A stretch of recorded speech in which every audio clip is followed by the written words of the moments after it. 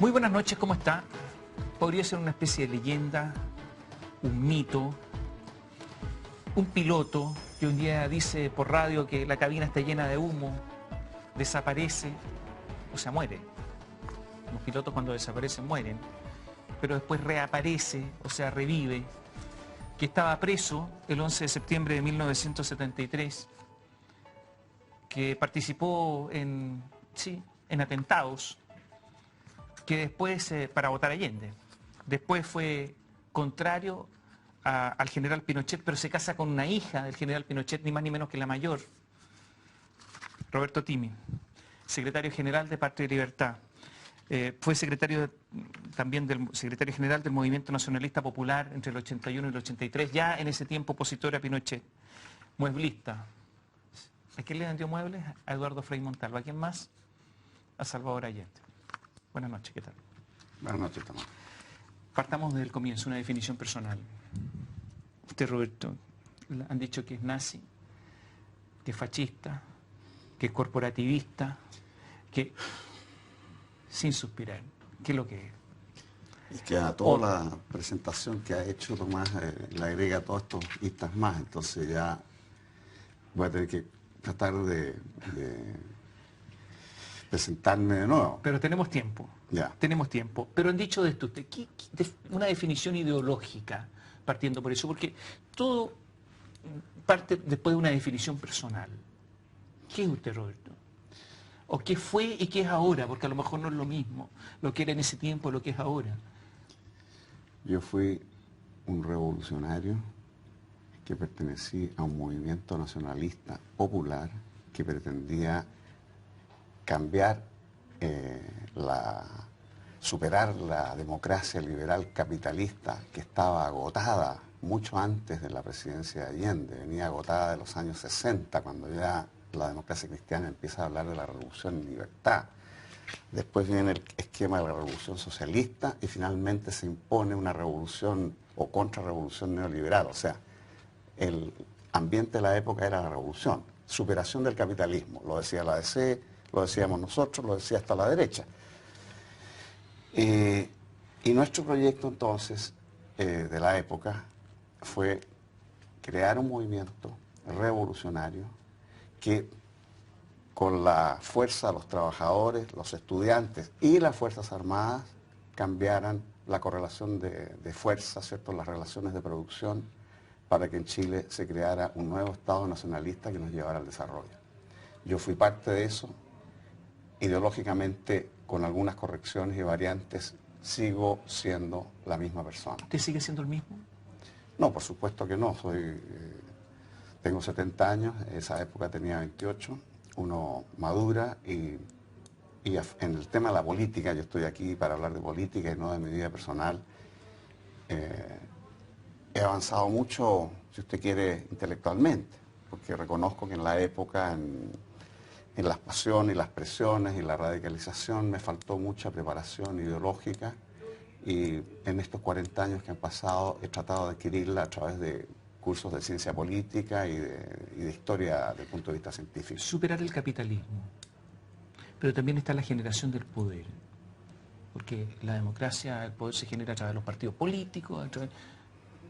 ¿qué es lo que pretendía en ese tiempo y qué es lo que pretende ahora? Refiriéndose a los partidos políticos, nos dicen que somos fascistas o éramos corporativistas porque algún nacionalista de otro cuño fomentó el corporativismo en la época y lo siguen haciendo hasta hoy día. Y eso ha desperfilado nuestra posición ideológica. Nosotros pensábamos que los partidos políticos deben responder en cuotas de poder a su real militancia. Y había que incorporar, ¿cierto?, más representatividad de gremios, sindicatos, los cuerpos intermedios, sin eliminar los partidos políticos. Para superar el capitalismo, vuelvo a decir, la ADC tenía su proyecto con Tomic, que se asimilaba o parecía al de la democracia del Partido Socialista Revolucionario del presidente Allende, pero que estaba asignado por el Partido Demócrata Cristiano, que no era marxista y es cristiano, y todos sabemos que estuvo en contra del golpe, en fin, que ayudó a crear las condiciones y colaboró con el golpe también. Un día usted toma el teléfono, marca un número, se comunica con Pablo Rodríguez. Lo va a ver y en ese momento se integra el movimiento Patria y Libertad. Pero yo entiendo que ya había tenido contactos con la política y con los políticos, porque usted conoció a Eduardo Frei, le vendió muebles a Eduardo Frei, le vendió muebles cuando asumió la presidencia del Senado Allende, y por lo tanto conoció a dos personajes singulares, estelares de la política chilena, el presidente y quien iba a ser presidente. Claro, a través de mi profesión de diseñador de muebles, y en esa época yo era gerente de la empresa más importante de muebles de oficina que proveía de muebles al Senado, a la Presidencia de la República y a los ministerios y organismos del Estado. Partimos haciéndole muebles al Congreso y a la Presidencia cuando Jorge Alessandri.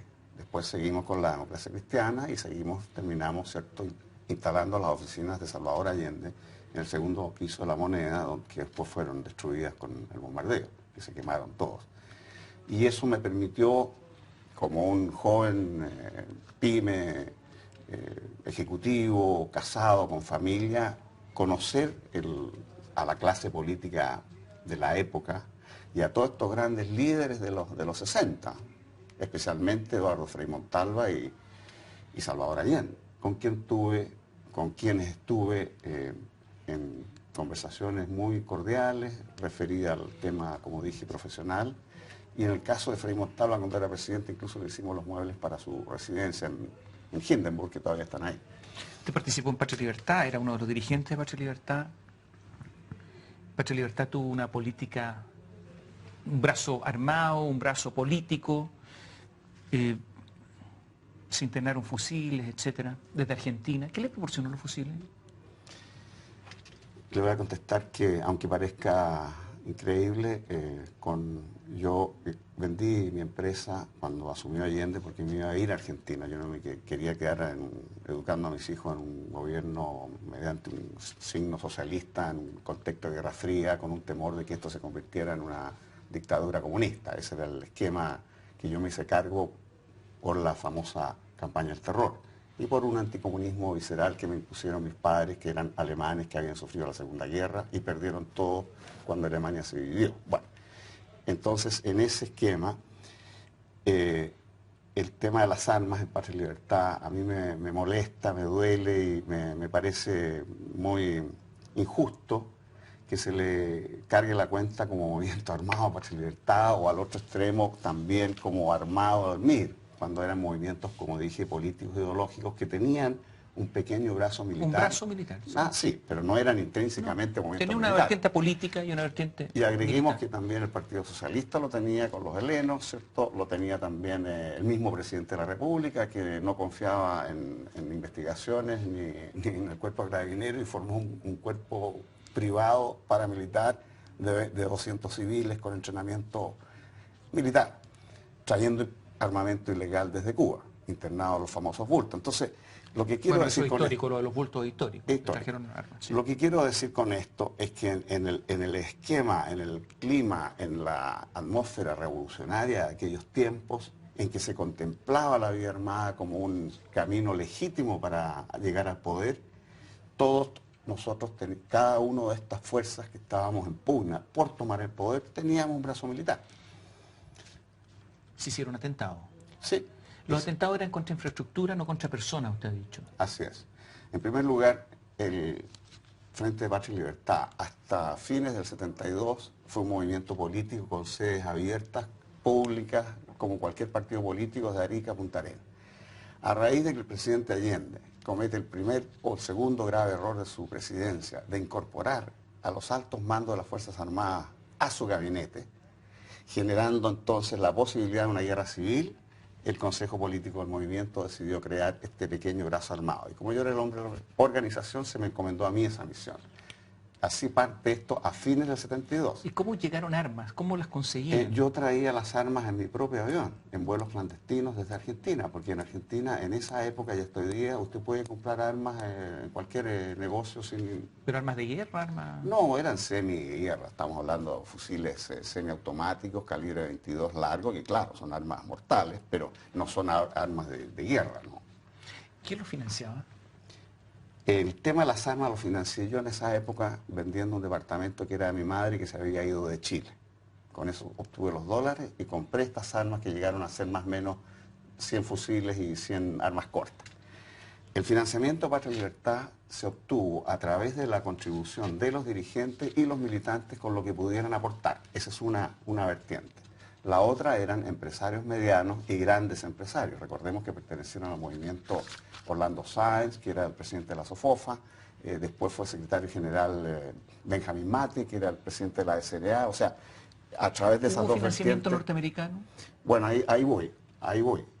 Yo en la época, mientras yo estuve en el movimiento, nunca llegó un cheque de la CIA ni de nadie, ni de Estados Unidos. Pero sí reconozco que grandes empresarios que fueron opositores a Allende, nos contribuían mensualmente. Y después de lo que ha explicado Orlando Sáenz, especialmente ahora públicamente, sé y reconozco que esas platas de los empresarios eran platas de la CIA recicladas, como las recibió el Mercurio, y las recibieron los gremios, y algunos altos militares de las Fuerzas Armadas, etc. ¿Tenían contacto con las Fuerzas Armadas, con Manuel Contreras, con otros? A ver, nosotros a raíz de lo que mencioné, de que Allende comete este error estratégico, de esta ingenuidad de incorporar a los altos mandos a su gabinete, como el general Prats y muchos otros, metiendo a las Fuerzas Armadas a la contingencia política, pensamos que la institución se iba a quebrar al nivel de coroneles. Y en la misma reunión que hicimos del Consejo Político, en que adoptamos crear un brazo militar, adoptamos también la de contactar a todos los mandos medios que tenían mando de tropa en las unidades de Fuerzas Armadas, especialmente el Ejército, desde Arica a Punta Arenas. Y eso lo hicimos. Dentro de esa misión, de ese esquema, de esa estrategia, John Schaeffer, que tenía muchas facilidades sociales, yo no, contactó a todos los coroneles y comandantes, y entre ellos, por supuesto, al coronel Contreras, que estaba a cargo del regimiento Sangre en Osorno. ¿Y gente de la Armada también? No, nosotros de la Armada contratamos, como de otras instituciones, a exoficiales, expertos en comandos, para que hicieran este entrenamiento paramilitar a nuestra gente. Pues nosotros yo no era militar, en fin. Así que todos nos sometimos a esta instrucción de, vuelvo a decir, instructores de las tres ramas. Y uno de ellos, un capitán de la Marina, muy profesional en esto de las brigadas operacionales y todo aquello, nos conecta con la Armada ya exactamente en julio, mediados de julio del 73, cuando ya el movimiento había terminado políticamente a través del famoso tancazo que significó el fin político de Patria. Y el exilio de Pablo Rodríguez, claro, de Eduardo el exilio Díaz, de los dirigentes, correcto. Usted vuelve y estaba preso el 11 de septiembre de 1973. Sí. Me imagino que un gendarme le avisa que hay un golpe militar. Sí, pero puedo explicar por qué estaba preso. Sí. ¿Cierto? Porque en este contacto de la Armada, que usted me señala si había contacto, sí, la Armada nos contacta a nosotros a través de este capitán y nos dice, mire, ustedes están clandestinos, nosotros vamos a iniciar unos oficiales que eran asistentes del almirante Merino, que era la rama, digamos, revolucionaria o contraria al gobierno de la Marina. Vamos a iniciar un paro nacional de camioneros, gremios, sindicatos o comerciantes, en fin, y vamos a parar el país hasta derrocar a este gobierno. Necesitamos que ustedes nos ayuden en el tema de la energía, de cortar fluidos eléctricos, fluidos de petróleo, gas, etcétera, y vías de ferrocarril, porque el ferrocarril del Estado podía neutralizar el efecto del paro. Y ahí yo le dije a los marinos, mire, yo no sé de esto, no se preocupe, usted ponga la mano de obra, estoy hablando en un lenguaje más entendible, y nosotros ponemos la logística, la inteligencia y los materiales para cortar estos suministros en determinados momentos clave de este futuro paro. Y ese es el trabajo que hizo Patria y Libertad. Jamás hubo una política en el movimiento de atentar contra las personas o poner bombas y aterrorizar a la gente. Es una cosa muy importante. El terrorismo es colocar bombas para dañar física y psicológicamente a la población civil, matando gente, en fin, dañando la propiedad privada. Jamás Patria y Libertad tuvo esa política. Estuvo la noche de las mangueras largas, ¿no? Eso sí. Era el corte de suministro Esa es la primera de petróleo, fase de esta operación de inteligencia estratégica, de decir, bueno, cortemos primero el flujo directo a los estanques de gasolina de los buses y los camiones. ¿Y usted, Roberto, participó directamente en una de estas acciones? No, yo fui el comisario, si usted quiere, político, porque a raíz del exilio, la Directiva de Patria y Libertad de los líderes nacionales, yo era el líder clandestino en ese momento y asumí la conducción política. No estoy diciendo que no asumo aquello, asumo de cada militante y operativo de Patria todo lo que pasó, todo, porque hubieron daños colaterales en toda esta operación. ¿Qué son los daños colaterales? Por ejemplo, el ignorar, ¿cierto?, que una noche en el oleoducto que viene de Concepción a Maipú, que pasa por Curicó, ahí la Armada o estos marinos rebeldes nos señalaron, mira, en tal parte el tubo que el oleoducto pasa despejado 30 metros, y así que eso hay que detonarlo a tal hora. En fin, nuestra gente de Curicó hace este operativo a las 3 de la mañana y ahí quedó destruido el tramo, el 2 metros de tubo, digamos, de esta tremenda cañería. Pero resulta que no sabíamos, y los equipos que hicieron eso no ignoraban que también los oleoductos transportan gas licuado. En ciertas horas se van alternando con petróleo crudo, combustible, en fin, todo tipo. Y ahí quedó ese escape de gas licuado durante 2 horas o 3 horas, y por ahí un campesino en un fundo X encendió en la noche una vela y esto explotó y hubieron 2 muertos. Yo asumo eso, y lo asumí en el momento, en la época. Y lo asumo hoy día hacia adelante. Si hay responsabilidades penales en esto, estoy dispuesto a responder por eso. No me voy a sacar la responsabilidad como lo ha hecho el alto mando de algunas instituciones militares cobardemente, cargándole la cuenta a los mandos medios, a los suboficiales u oficiales. En la época de Allende había militares en servicio activo que participaban o proporcionaban información, o sea, eran coautores de atentados contra el gobierno de Allende. En líneas paralelas a lo que yo estoy señalando, seguramente. No, pero aquí también proporcionaban antecedentes necesarios para... Pero vuelvo a decir, estoy hablando de la Armada, porque recordemos que el golpe de Estado, el golpe que viene con impronta foránea también, nosotros llamábamos el golpe nacionalista el nuestro, el fracasado tanquetazo. Y de ahí se acabó Pacha y se acabaron las líneas políticas de un golpe nacionalista, porque ya venía con otra impronta, la que se impuso después a sangre y fuego y que de alguna manera vemos hoy día en el sistema político económico. Así que puede haber sido que el ejército u otras ramas hayan practicado lo que usted señala. Roberto, viene el golpe, comienzan los atentados a los derechos humanos, violaciones a las garantías individuales. ¿Dónde estaba usted después del golpe? ¿Qué pasó con usted después del golpe? ¿Le ofrecieron, por ejemplo, algún cargo de gobierno? Quiero terminar, si me permite, en la cronología del por qué yo estaba preso el 11, ¿cierto? En que cumplida nuestra misión, cuando ya el país estaba efectivamente paralizado, en el lenguaje político se dice, estaban creadas las condiciones objetivas para el golpe de Estado, y veíamos que Allende de nuevo llamaba a los altos mandos de las Fuerzas Armadas a integrar su gabinete, el último se llamó de Emergencia Nacional, el 8 de agosto. Bueno, y por un lado nosotros veíamos esta dicotomía, por un lado con las Fuerzas Armadas tratando de derrocar al gobierno, y por otro lado el gobierno, las Fuerzas Armadas entrando al gobierno, aplastando el paro, porque llegamos a ese extremo, en que un general que no sé en qué mundo andaba, de la Fuerza Aérea a cargo del Ministerio de Transporte, empezó a requisar los camiones. César Ruiz Danjó. Exactamente. Bueno, entonces en ese esquema, y cumplida nuestra misión en los objetivos que ya señalé, di la orden de terminar con este tema, con esta acción de sabotaje. Y me fue muy mal porque 24 horas o 48 horas después esto seguía igual, y más aún todavía se sumaban más atentados. Como el mismo Allende lo dijo el último día, más de 1000 atentados, de todo tipo. Hay un récord ahí. ¿Quién los cometía? Grupos que estaban... y ahí Patria y Libertad algunos, pero ya bueno, no estaban. a ver, Patria y Libertad puede ser gente por su cuenta, que no como nosotros lo llamábamos, antimarxistas histéricos, que creían que aquí se trataba del todo nada y como sea. ¿Pero quiénes más cometían esos atentados? No tengo idea, Tomás, si supiera se lo diría, pero no es mi misión investigar eso, que lo hagan los estamentos del Estado y veamos quiénes eran. Yo respondo por las acciones de Patria y Libertad ajustadas a lo que acabo de señalar.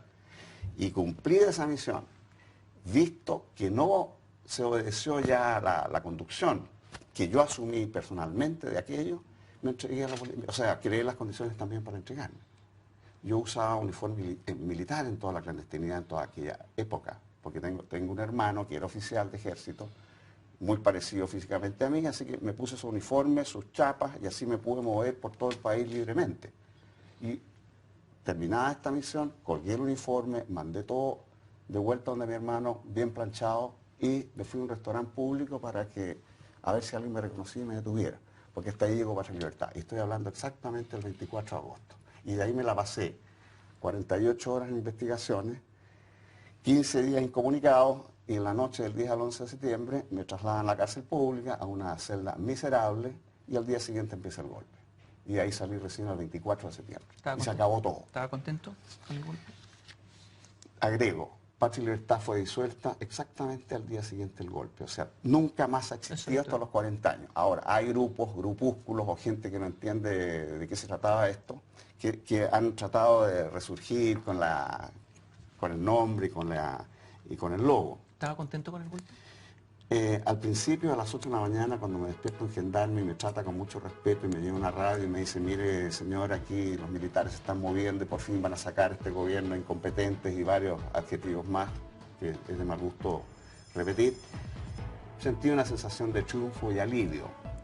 Pero a las 3 de la tarde, 4, cuando me enteré que se había bombardeado La Moneda, yo vi pasar los Hawkers porque la penitenciaría está en el eje de Cerrillos y La Moneda, y se oían las explosiones, y supe ya que este golpe había sido tal vez el más incruento de América Latina, y más sanguinario. Con la muerte del presidente, obviamente que se me acabó toda la alegría, o la sensación de triunfo. Vamos a hacer un alto, van a quedar preguntas pendientes. ¿Qué pregunta? Usted intentó dar un golpe de Estado contra Pinochet. Sí. ¿Qué pregunta? ¿Cuándo se enteró de que había atentado a los derechos humanos? Que las garantías individuales estaban siendo violadas. ¿Qué pasó? Volvemos en un instante. Roberto Time, ex secretario general de Patria y Libertad, nos acompaña esta noche. Que una pregunta pendiente. Viene el golpe. Posiblemente, nadie lo puede medir, pero haya habido una mayoría de personas que apoyaron el golpe. Pero muchísimos, y yo diría que esa gran mayoría tampoco imaginó las consecuencias posteriores. ¿Qué pasó? ¿Qué pasó con estas Fuerzas Armadas que de repente empezaron a torturar, a hacer desaparecer personas, a matar a mansalva? ¿Cuándo se enteró, Roberto, de que comenzaron estos atentados a los derechos humanos? Tal como usted señala, en ese momento el golpe, o sea, hay dos etapas aquí, la Unidad Popular, el golpe y lo que viene después, los 17 años de la dictadura. El día del golpe, recordemos que políticamente las Fuerzas Armadas contaban con el apoyo a través de las instituciones, Poder Judicial, Parlamento, Cámara de Diputados, etc. No quiero sumarme al discurso maniqueo de la derecha para justificarlo, simplemente estoy señalando hechos. Y la clase media, que fue afectadísima por el régimen de la UP, estaba contra la Unidad Popular. Entonces, si estamos en el esquema de los 3/3, que siguen hasta hoy día, pero están manipulados por el binominalismo, la derecha, un tercio, el tercio del centro, o sea, había una mayoría apoyando y que sintió alivio porque el país estaba polarizado. Es un hecho histórico que la democracia cristiana justificó el golpe. A eso voy. Y yo no debería estar aquí ni en ningún medio explicando y justificándome, me bastaría con traer el documento más importante justificativo del golpe, que es la carta o la correspondencia que tenía el líder democrático de la época, don Eduardo Frei Montalva, asesinado en dictadura, a Mariano Rumor. Ahí está absolutamente justificado todo, y yo, que era un dirigente de un movimiento nuevo que me había prestado para esto, no tendría nada más que explicarle al país. O sea, las Fuerzas Armadas actuaron apoyadas por la mayoría de la civilidad, no me cabe duda a mí. Ahora, ¿qué sucedió a posteriori? Que la DC pensó, y hay algunos dirigentes que reconocen eso hoy día, que iba a ser esto, que el bando número 1 decía que la democracia se iba a restaurar dentro de un plazo breve. Y seguramente la DC pensó ahí que iba a haber una nueva elección y Frei Montalva iba a ser presidente de Chile de nuevo. Ese era el esquema, digamos, de apoyo militar a los militares de la DC. Recordemos que Frei Montalva fue al Tedeum que se dio el día 18 de septiembre, 7 días después. O sea, respaldando con un gesto físico, ¿cierto?, a la Junta de Gobierno. Bueno, porque quiero hablar del apoyo a la derecha o el apoyo nuestro. Ahora, ¿qué pasa? Que a medida que transcurre un año, se desvían todos los propósitos declarados de los bandos, la misma declaración histórica que dice que las Fuerzas Armadas van a recuperar la chilenidad, volver al orden, la democracia, etcétera. Todo eso se guarda en un cajón y Pinochet opta a la Junta, ¿cierto? Recordemos que la Junta se había comprometido a rotar, en fin, bueno. Y esto que partió, todos veíamos a las Fuerzas Armadas como una especie de reserva moral, la única institución salvable del país, frente al caos, frente al mismo Allende, el gobierno, la oposición. Veíamos que los árbitros en este vacío de poder que se generó, producto de este empate político que no le permitió al país, vía democrática, superar aquello, las Fuerzas Armadas, que se veían como muy patriotas, nobles, muy preocupadas del pueblo. Hay un general que no fue Pinochet el general del golpe, eso lo sabemos. Pinochet se embarcó 2 días antes y por parte del ejército, los generales que organizaron esto y lideraron al ejército allá fueron Bonilla y Arellano. Bonilla empezó de ministro del Interior, preocupado del tema social, preocupado y creyendo que se iba a respetar los derechos de los trabajadores, como lo prometió la Junta, y se le llamó el ministro de las poblaciones, porque iba a las poblaciones a ver, a apoyar al pueblo. O sea, veíamos nosotros ahí la vertiente de un ejército con el pueblo, no con la oligarquía o con la derecha. Bueno, eso lo permitió Pinochet, destituyó a Bonilla, que después murió en un accidente aéreo que hasta hoy día es muy sospechoso, no se ha investigado, se asume que fue asesinado. Lo mismo que todos los generales que se opusieron en los consejos de generales el primer año a la creación de la DINA y a los crímenes que empezó a cometer la DINA bajo el mando de Pinochet. Cuando Pinochet le golpeaba la mesa, estos generales le decían, señores, que le pedían que disolviera la DINA, parara esta cosa de la represión y el castigo al ofensivo, golpeó la mesa y, señores generales, la DINA soy yo. Así es que, bueno. ¿Cuándo supo usted de la violación a los derechos humanos? Yo supe recién, yo al principio reconozco que me compré la información que daban los medios de prensa chilenos, el Mercurio, La Tercera, que son los dos que quedaron en prensa escrita. Los otros medios estaban bajo control militar. En Naciones Unidas se decía que Chile no violaba los derechos humanos y que todo esto era una campaña de la Unión Soviética en el contexto de Guerra Fría para desprestigiar a la Junta. Yo compré ese discurso hasta el año 76, septiembre del 76, cuando es asesinado en Washington el general el ex ministro Letelier. Ya había sido asesinado el 74 en Buenos Aires el ex comandante en jefe, antecesor de Pinochet, por el ejército y por la DINA en Buenos Aires, en Argentina. Entonces ahora venía con el mismo patrón la operación del asesinato de Letelier. Ahí yo me di cuenta, empecé a darme cuenta que aquí había una corriente subterránea criminal del poder desde el Estado, desde el ejército y desde la DINA, que era una institución... ¿Usted le mandó una carta a uno de los miembros de la Junta? Sí. Después de esto, bueno, ya nos habíamos opuesto el año 75 con Pablo Rodríguez, que era el ex jefe nacional, porque el movimiento estaba disuelto, a título personal, contra el modelo neoliberal cuando se empieza a implementar el shock del año 75. Ahí ya dijimos, esto, en lo económico, no tiene nada que ver con el proyecto nuestro, no queremos refundar un capitalismo salvaje, como bien lo señalaba el ladrillo que adoptó la Junta de la época. Bien. Así que se suma, en mi caso personal, ahora hablo por mí mismo, mi oposición mi disidencia al proyecto económico y mi oposición absoluta a las violaciones a los derechos humanos. Ahí mandé una carta a todo el cuerpo de generales de todas las ramas y almirantes, exceptuando a Pinochet. Pues ya sabíamos en el año 75 o 76 que esto había degenerado en una dictadura personalista. ¿Pero los otros miembros de la Junta de Gobierno también le llegó la carta? A todos los miembros de la Junta. Y tuve respuesta solamente del comandante en jefe y miembro de la Junta, Gustavo Lee, y del presidente de la Corte Suprema, José María Izaguirre. Y ahí inicié un contacto ya con la Fuerza ¿Iba Aérea. acompañado de algo, de pruebas, de algo? Era un documento de 10 u 8 páginas de un análisis político que elaboré junto con otras personas, asesores que yo tenía de economía, ciencia política y con información que obtuve del extranjero. ¿Usted intentó dar un golpe contra Pinochet? Sí, o sea, ahí se trataba, o sea, lo que intentamos era sacar a Pinochet del poder porque los golpes de Estado se dan con las Fuerzas Armadas, y aquí, de nuevo, ¿cierto? El poder militar, en nuestra opinión, había degenerado en esta dictadura personalista y debía tomar hacíamos una distinción entre gobierno militar y régimen militar. El gobierno podía cambiar dentro del régimen o terminar la dictadura dentro del régimen.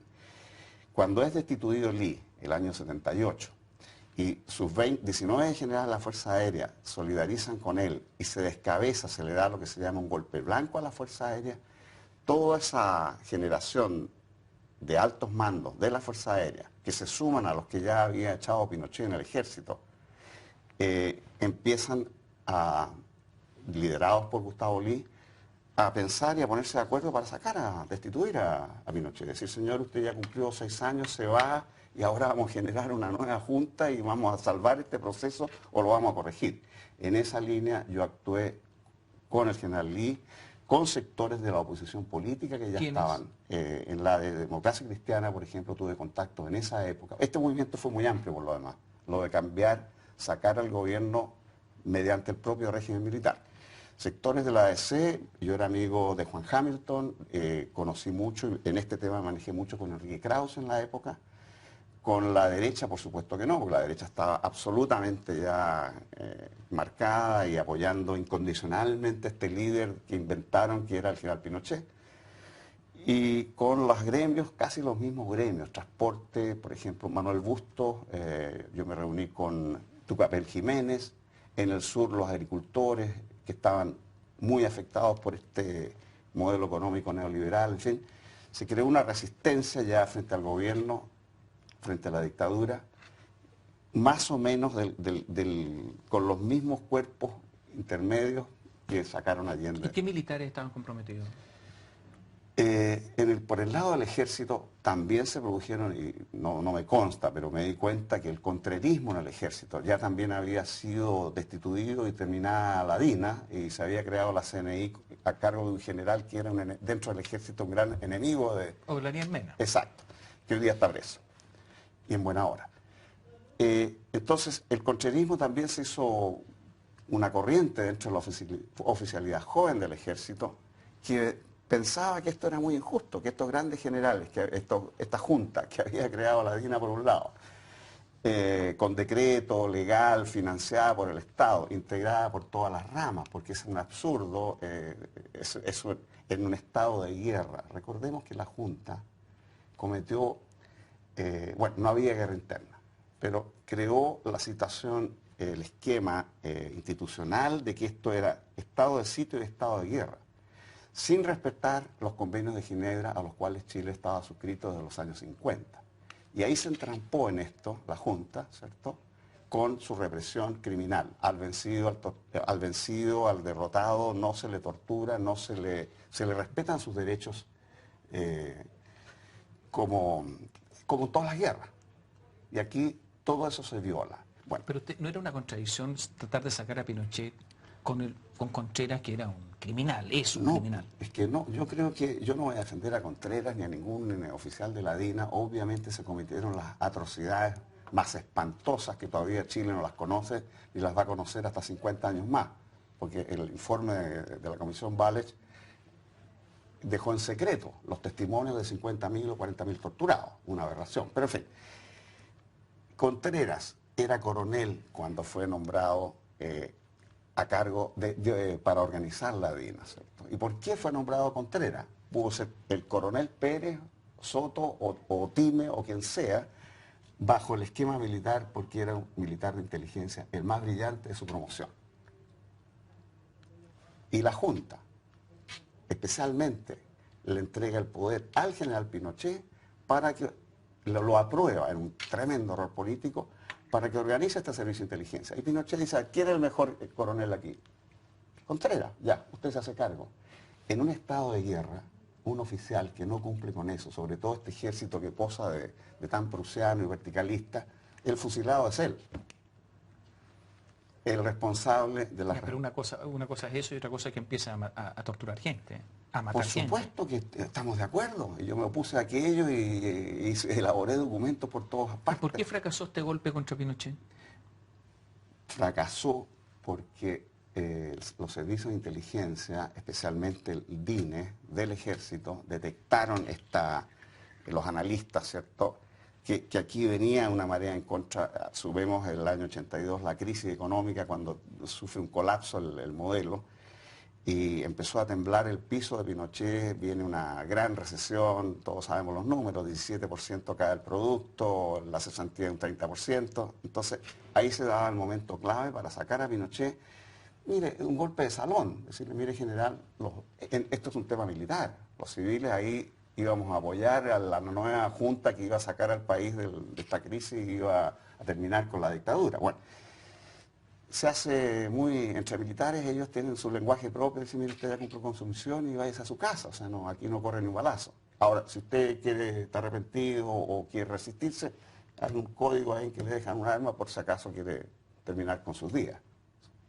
Ese era el esquema. ¿Qué pasó?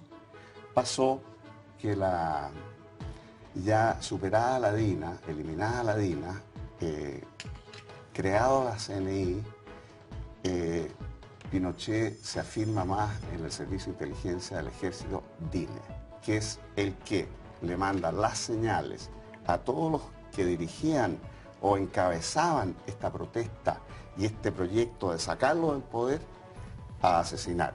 Primero a Tucapel Jiménez, después a Eduardo Frei Montalva en la Clínica Santa María, que se sabía o se suponía y se asumía que era el gran líder de la oposición, ¿ya?, que si se triunfaba en esta deposición de Pinochet, se llamaba a elecciones e iba a subir la presidencia. O sea, el gran enemigo de Pinochet era Frei, por eso fue asesinado. O sea, la señal para desactivar esto fueron estos dos asesinatos. Exactamente. Y ahí el general Lee me dice a mí, mira, y a todos los que estábamos en esto, aquí no hay nada que hacer, así es que mejor desactivemos esto. O sea, no hay posibilidad, la correlación de fuerzas está en contra. Y yo me fui a Chile. ¿Usted pretendía derrocar a Pinochet, en el fondo era eso, sacarlo? Pongamos, es que suena como el 11 de septiembre. Y sin embargo, sacarlo del poder. Se casó con la hija. ¿Cómo fueron las relaciones con sus ex suegros? Volvemos en un instante. Roberto Time está con nosotros y la pregunta quedó pendiente. Trata de derrocar a Pinochet.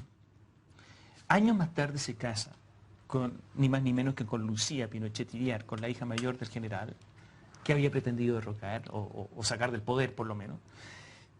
Y por lo tanto, tiene relaciones con el suegro, obviamente, y el entorno de Pinochet, ya cuando Pinochet comenzaba a perder el poder. Estaba en el eclipse. ¿Cómo es esto? Bueno, sí, no vamos a hablar de historia de amor, porque el amor no tiene explicación. Estoy hablando de la cosa política. Sí, claro, yo vine a hablar estamos hablando de la cosa política. Política y por historia, pero reconozco que no percibí que este tema privado mío iba a relacionarse con la política. Una ingenuidad mía. Yo me fui de Chile, como decía, el 83, estuve 10 años fuera o más, y el 93... ¿Dónde estuvo? Estuve primero en Argentina, después en Francia y terminé en Estados Unidos. ¿Y qué hacía en estos países? Siempre muebles y pintura. Siempre me ganaba la vida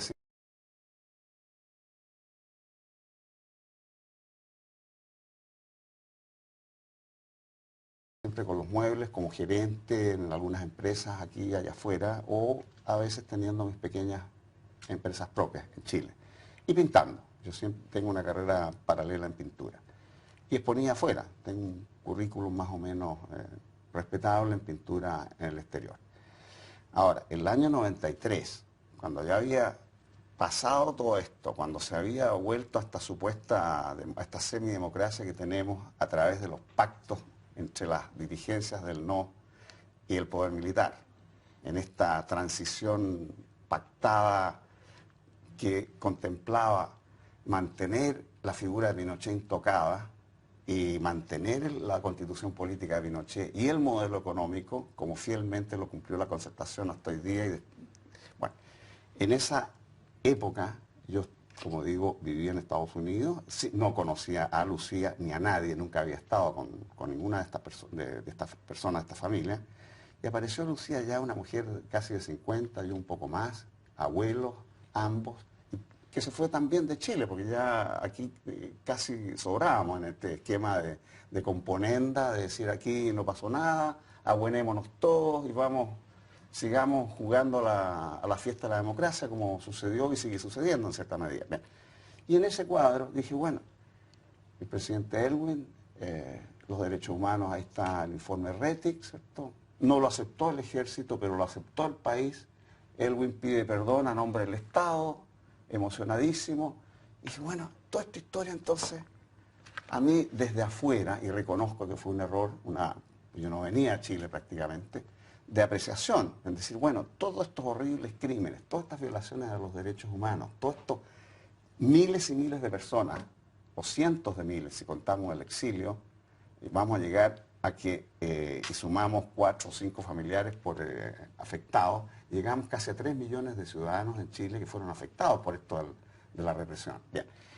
Pero dije, bueno, que esta hipocresía la tengo que aceptar, pero desde afuera, como un número más en Estados Unidos. En esas condiciones aparece Lucía, iniciamos una relación y nos casamos. Allá, en Estados Unidos, vivíamos allá.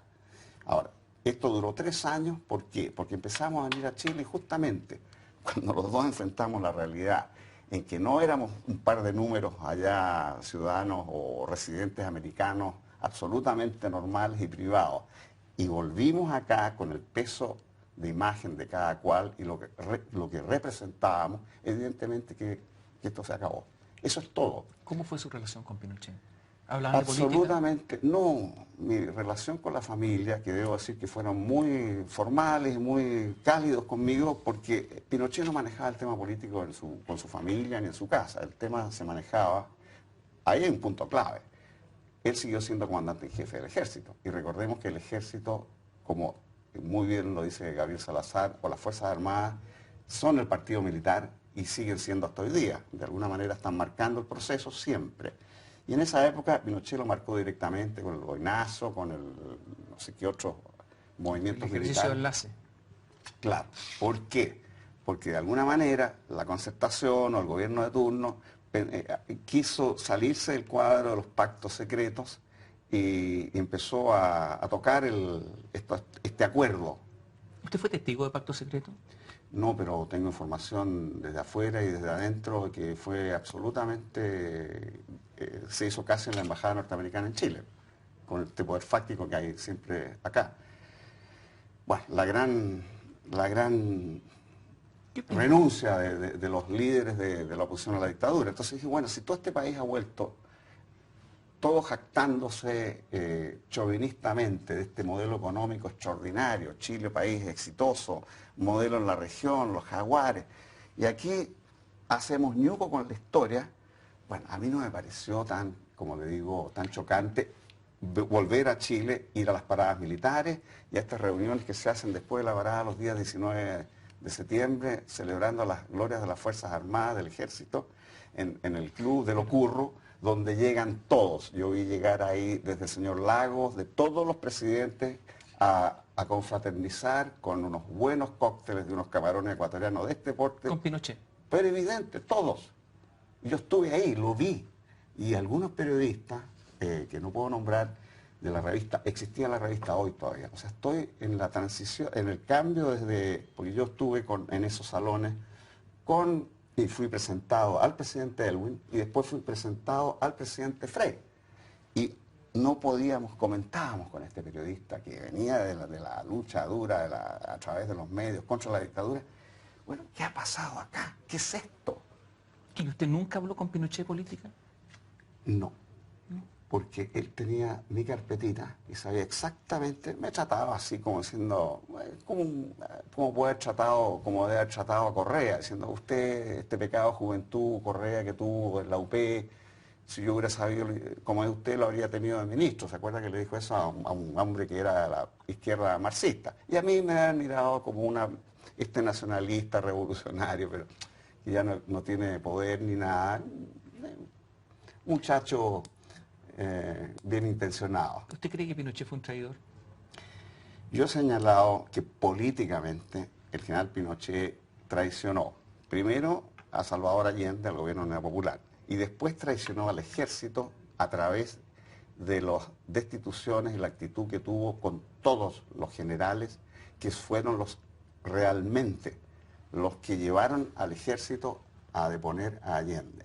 A todos esos generales, Pinochet, que entró 2 días antes, porque él se presentaba como el constitucionalista, le juraba lealtad a Allende hasta 2 días antes del golpe, de una forma muy rastrera, ahí sale la frase de Allende en su último discurso, traicionó a los generales del 11 y algunos fueron asesinados, como el caso ya mencioné a Bonilla y el Lutz, el general Lutz, que era jefe de servicio de inteligencia, el hombre clave del golpe, a Palacios, al mismo Arellano, lo quemó con esto de la caravana de la muerte y lo liquidó como una alternativa dentro del ejército. Eso es una operación que le hizo el poder para sacar a Arellano del escenario del poder militar y quemarlo para siempre en esto de la caravana famosa que le hizo el ejército.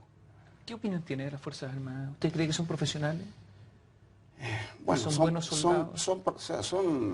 Las Fuerzas Armadas de Chile son profesionales, aprenden los manuales y los códigos y la profesión militar existe en todo el planeta. Pero un ejército profesional asesina, tortura, ¿no se envilece un ejército cuando hace eso?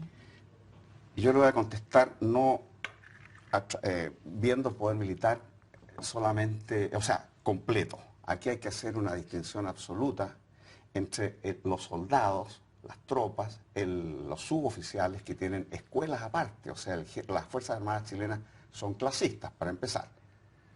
Los oficiales en escuelas especiales de élite y los suboficiales en otras escuelas, no se mezclan. Si usted me habla de los suboficiales hasta el último conscripto, son el pueblo con uniforme, son las Fuerzas Armadas que sufren cuando vienen los conflictos y que tienen que actuar. Ahora, si vamos a los altos mandos de la época y hasta hoy día, los altos mandos, los generales, estos señores que integraron la Junta de Gobierno, las juntas sucesivas, que fueron ministros de la dictadura, que fueron diplomáticos, que se han retirado a sus casas con unos sueldos extraordinarios, con una previsión que no es la que tienen todos los chilenos. En fin, con todos estos privilegios han sido muy cobardes, porque han mandado al despeñadero, a la justicia, a sus subalternos que no podían rechazar las órdenes en la época bajo los parámetros de la objeción de conciencia, como se llama. Fernando Matei es el último miembro de la Junta que está vivo. Bueno, si vamos a hablar de traidores, ahí tenemos al que traicionó a su propio comandante en jefe en el momento en que Lee es destituido, y por la cadena de mando de la Fuerza Aérea en ese momento tenían que salir por antigüedad 4 generales con Lee, ¿cierto? Vamos en 5. De ahí venía Matei, y ahí asume Matei, que era un general de una rama no propiamente militar, no, en ese momento estaba en cargo, bueno, no me acuerdo bien el cargo que tenía, pero no era el que iba a seguir en el conducto verticalista de la institución como comandante en jefe. Y tan es así que 18 generales que venían después de esa la línea de antigüedad renuncian, dejan sus carreras, solidarizando con Gustavo Lee. Y queda este señor solitario, entregado a la influencia y entregándole la Fuerza Aérea de Chile a la dictadura. El gran ideólogo de Pinochet fue Jaime Guzmán. Sí. ¿Usted justificó el asesinato de Jaime Guzmán?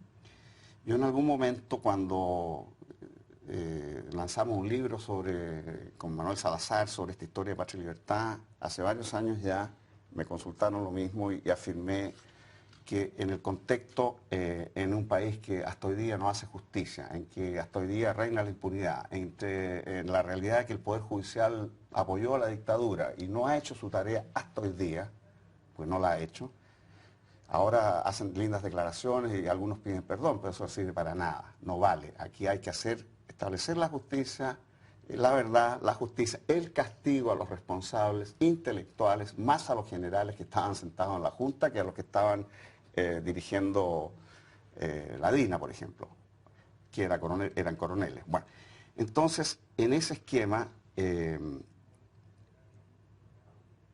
me fui Sí, justificaba la muerte de Jaime Guzmán. Jaime Guzmán.